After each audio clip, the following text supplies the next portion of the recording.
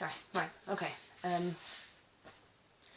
I don't usually make a video until, I usually update once a month. And I've made this update now, and it's 7 weeks that I've been on testosterone. I'm making this update because, as per usual, I'm checking out videos on YouTube, seeing what other people's changes are like, and stuff like that. And there's this one that I just watched, and this guy's been on testosterone.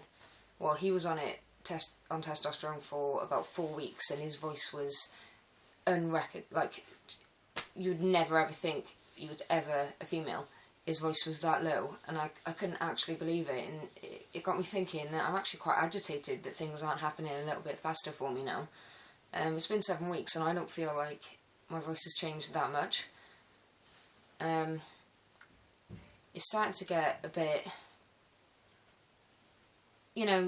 things happen slow, but it's starting to get a bit depressing, so to speak, now that, I know nothing happens overnight. Absolutely nothing happens overnight.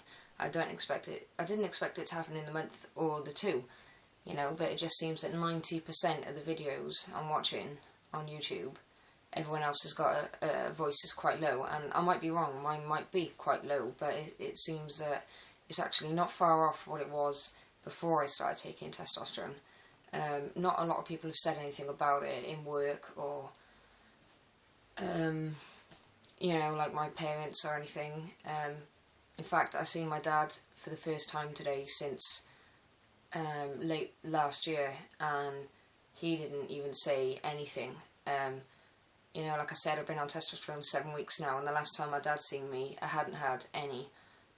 And he didn't say anything, and it kind of got to me a little bit, because I thought a lot of things had changed. I felt like, I felt better in myself, and then for someone who hadn't seen me for so long, especially my dad, who knows what I'm like, to not notice anything was kind of difficult to accept in a way. So yeah, that's what I want to say on that matter. I've got a few other things to talk about, hence the reason I'm doing the update a little bit early. I'll still do my update next week and talk more about changes, I guess. But yeah, I noticed a lot of people have posted about work and issues with work and stuff like that. I don't have any problems in work, such as where I work or the people I work with, as in other staff or the managers or the owners or anything like that. I work in a nightclub. I'm a DJ. The only problem I've got is that it's a gay nightclub, and that's not a problem in itself. I'm not saying I've got anything against gays. I'm on about that people will automatically, naturally assume that I'm quite a butch lesbian, instead of assuming or even understanding the possibility that somewhere out there might be a transgendered person. It never seems to cross their mind, and this has always been at the front of my mind, but quite recently I finished work for the night, and someone asked me where they could go on to carry on partying. And when I referred him to a place, they referred to me as she. And so when I corrected him and said that I was a man, you would have thought that in this day and age, someone would have put two and two together and accepted that either I was a feminine-looking guy or that I might have possibly been transgender. And they didn't. They just looked at me and said, "Fuck off, no you're not." And I thought, why am I having this debate? I don't need to be defending myself against what sex I am or anything like that. And then the person proceeded to say to me, arm wrestle me to prove what gender you are. And I sat there and I thought, how the fuck is an arm wrestle going to prove what gender I am? And then that's another thing that then crossed my mind, is that I thought, I'm so small, I probably wouldn't win.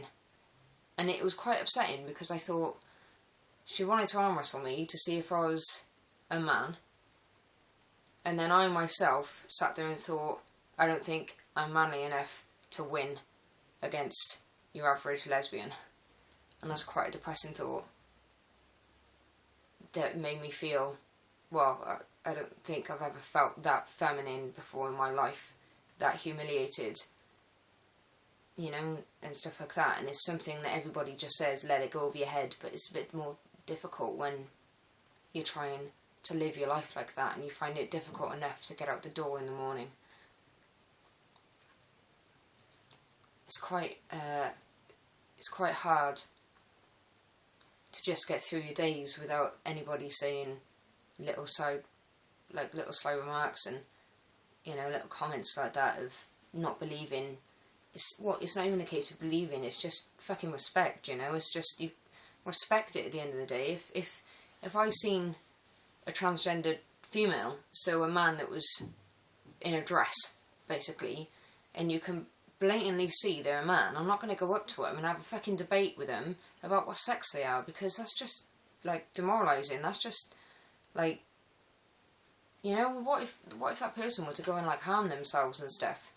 You know, that girl didn't know what kind of position I was in. You know, you know, you can look at that from both ways. She didn't know what position I was in, so she had no right to say it, but she said it because she doesn't know what kind of way I'm at. But in the same sense, she should just respected the fact that I said that I was a man and said, I'm sorry, you know, and corrected what she was saying. Especially on the gay scene, of all the places, it's not like I'm in a raving straight club, is it? You would have thought that they would have had a little bit more respect considering they do nothing but go around asking for it themselves. It really does my head in that there's quite a few people out there in this world that are still unaware of what a transgender person is.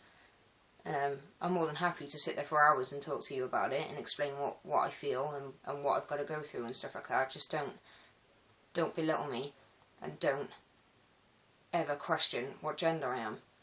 You know, I'm comfortable talking about it if you're inquisitive to learn or understand, but I'm not comfortable defending myself every day, considering this is just who I am and I'm just trying to live my life like everybody else. Anyway, I gotta stop talking about that before I completely rant on about it. What's the other thing I was going to talk about?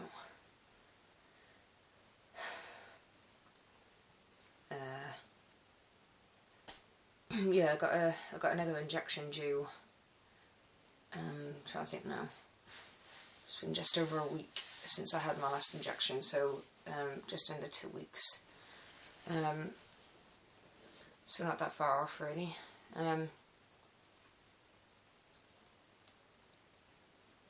There's not really much changes to report, I don't think, anymore, anyway.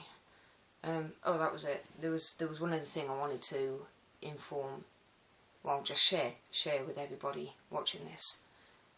And that is that I was speaking to someone the other day about, you know, there's times, especially being on testosterone, you have your ups and your downs, and I was speaking to somebody the other day, and I was saying that sometimes I sit down and I think, am I going to live long enough to ever be a man? You know, a proper man, inside and out. And it's not the fact that I'm sitting here and I want your sympathy. I don't want your sympathy. I'm not suicidal, you know, nothing like that. But I can't help but think, I've waited 7 years now, and it just seems so far away still.